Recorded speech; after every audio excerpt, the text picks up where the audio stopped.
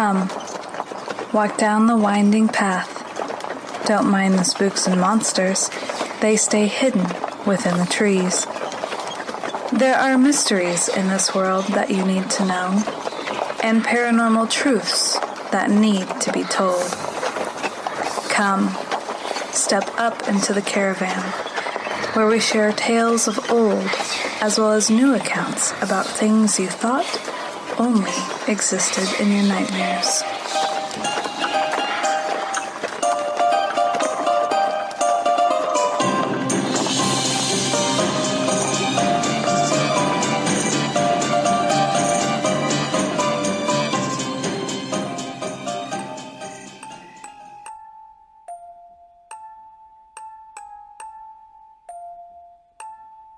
Death, what separates us, yet binds us. Many talents, memories, and gifts are handed down from those who have gone. My grandfather was a writer and a poet. It was from him that I believe I was given my gift of writing. And it was from him that I discovered my favorite poet, Edgar Allan Poe. Tonight, as the veil continues thinning, I want to share stories of longing, of love, and finally hear from a soul who died so that he could truly live. We have the honor, at the end of this episode, of hearing from Professor Bones himself, a skeleton from the netherworld, who is a masterful composer and pianist. But first, I want to share with you some of my favorite works from Edgar Allan Poe. The following is Annabel Lee.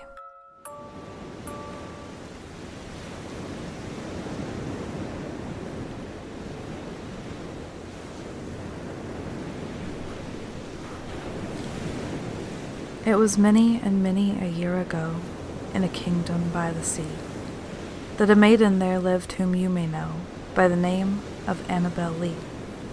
And this maiden she lived with no other thought than to love and be loved by me. I was a child and she was a child in this kingdom by the sea. But we loved with a love that was more than love, I and my Annabel Lee, with a love that the winged seraphs of heaven coveted her and me. And this was the reason that long ago, in the kingdom by the sea, a wind blew out of a cloud, chilling my beautiful Annabel Lee, so that her high-born kingsman came and bore her away from me, to shut her up in a sepulchre in the kingdom by the sea. The angels not half so happy in heaven went envying her and me. Yes, that was the reason, as all men know in this kingdom by the sea, that the wind came out of the cloud by night, chilling and killing my Annabel Lee. But our love it was stronger by far than the love of those who were older than we, of many far wiser than we. And neither the angels in heaven above nor the demons down under the sea can ever dissever my soul from the soul of the beautiful Annabel Lee. For the moon never beams without bringing me dreams of the beautiful Annabel Lee, and the stars never rise but I feel the bright eyes of the beautiful Annabel Lee.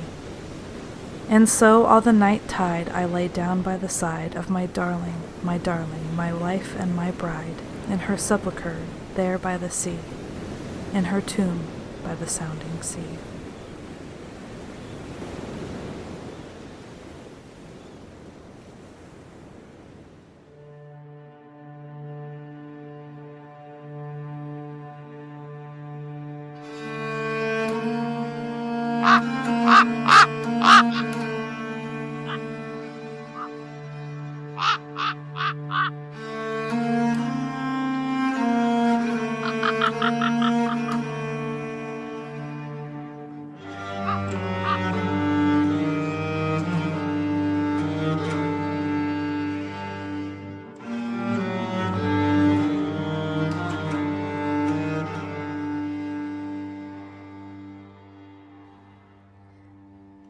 Once upon a midnight dreary, while I pondered, weak and weary, over many a quaint and curious volume of forgotten lore, while I nodded, nearly napping, suddenly there came a tapping, as of someone gently rapping at my chamber door. "'Tis some visitor," I muttered, tapping at my chamber door. Only this and nothing more. Ah, distinctly I remember, it was in the bleak December, and each separate dying ember wrought its ghost upon the floor. Eagerly I wished the morrow. Vainly I had sought to borrow from my books surcease of sorrow, sorrow for the lost Lenore, for the rare and radiant maiden whom the angels name Lenore, nameless here, forevermore.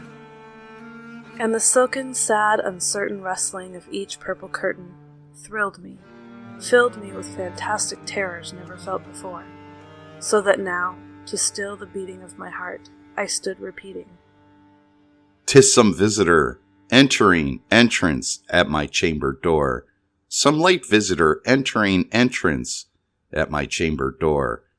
This it is, nothing more." Presently my soul grew stronger, hesitating then no longer. "Sir," said I, "or madam, truly your forgiveness I implore. But the fact is, I was napping, and so gently you came rapping, and so faintly you came tapping, tapping at my chamber door, that I scarce was sure I heard you. Here I opened wide the door, darkness there, and nothing more." Deep into that darkness peering, long I stood there, wondering, fearing, doubting, dreaming dreams no mortal ever dared to dream before. But the silence was unbroken, and the stillness gave no token, and the only word there spoken was the whispered word. "Lenore?" This I whispered, and echo murmured back the word, "Lenore? Merely this is nothing more." Back into the chamber, turning all my soul within me burning, soon again I heard a tapping, somewhat louder than before. "Surely," said I, "surely that is something at my window lattice. Let me see, then, what thereat is, and this mystery explore. Let my heart be still a moment, and this mystery explore. 'Tis the wind, and nothing more." Open here I flung the shutter, when with many a flirt and flutter, in there stepped a stately raven of the saintly days of yore. Not the least obeisance made he, not a minute stopped or stayed he, but with mine of lord or lady, perched above my chamber door, perched upon a bust of Pallas just above my chamber door, perched and sat, and nothing more.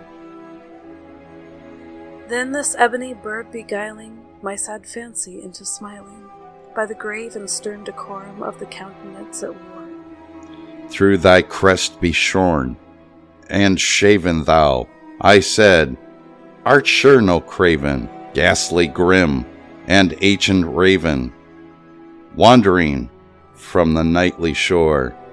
Tell me what thy lordly name is on the night's Plutonian shore."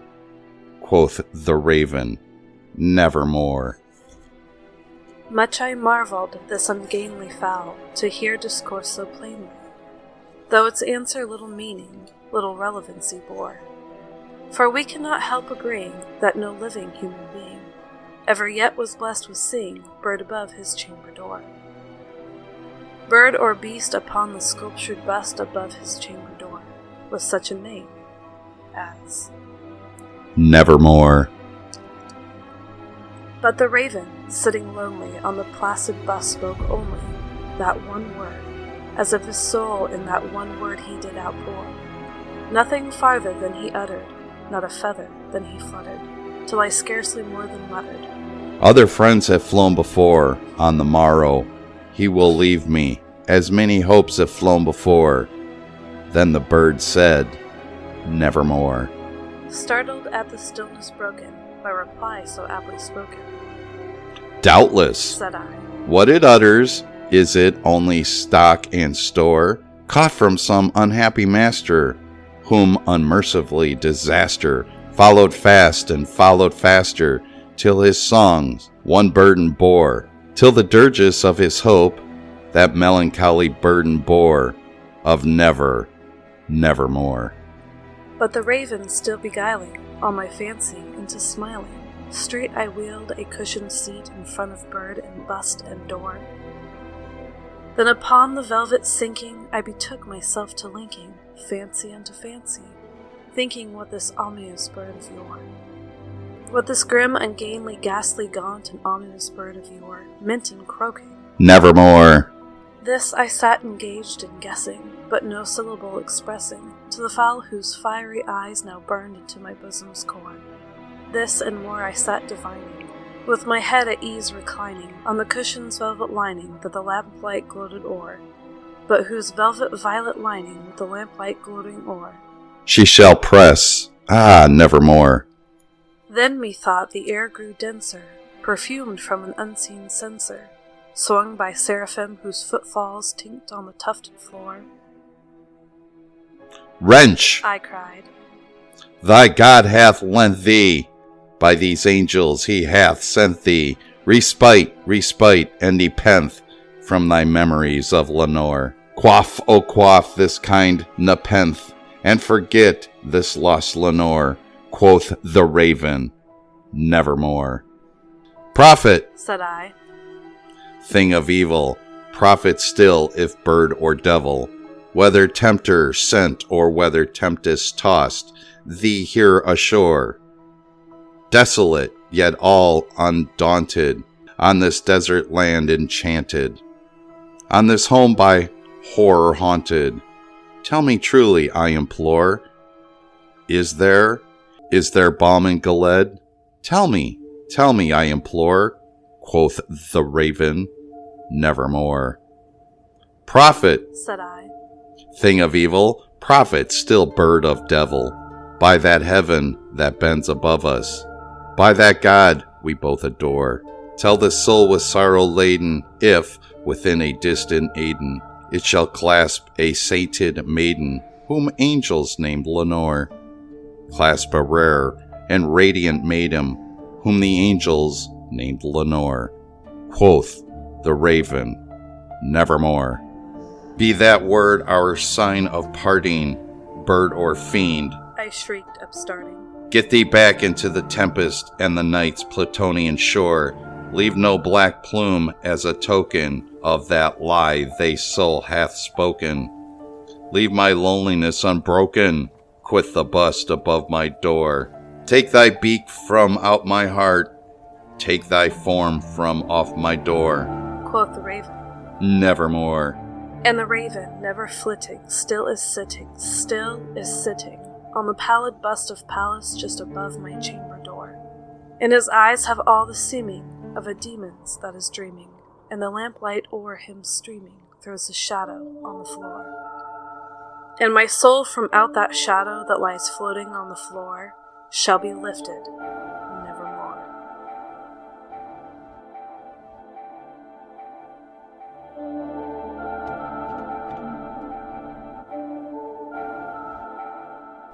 Sometimes we must die to live. Such is the meaning of the tarot card Death, symbolizing a rebirth, a letting go of that which no longer serves us, so that we may live our highest expression. I came across a man who is the embodiment of this expression, Professor Bones, an anonymous composer and pianist, whose creations recount his memories and emotions from when he was living. It is in the Underworld where his pieces come to life, from where his stories are born, a gift, as stated on his website, from a creature that in order to survive had to die first and rise from the grave. We are blessed tonight to have a rare visit from the skeleton himself. I am honored that you would be here tonight inside the caravan. I would like to ask you, sir, if I may, what can you tell us about your life before you became Professor Bones? My life has never been that special. I love music. I love sitting on the piano playing for hours and hours, day and night. Through music I could fly and land anywhere. Maybe it was the music that blinded me. And perhaps love is just this. The inability to change. A one-way track. And now, here I am in the underworld, with only one friend beside me. The piano. That sounds so lonely. Would you be willing to share more about how your life has changed after becoming Professor Bones? The passage from life to death is a very important moment for the evolution of the soul. It's the moment when you leave the material world to reach a spiritual dimension.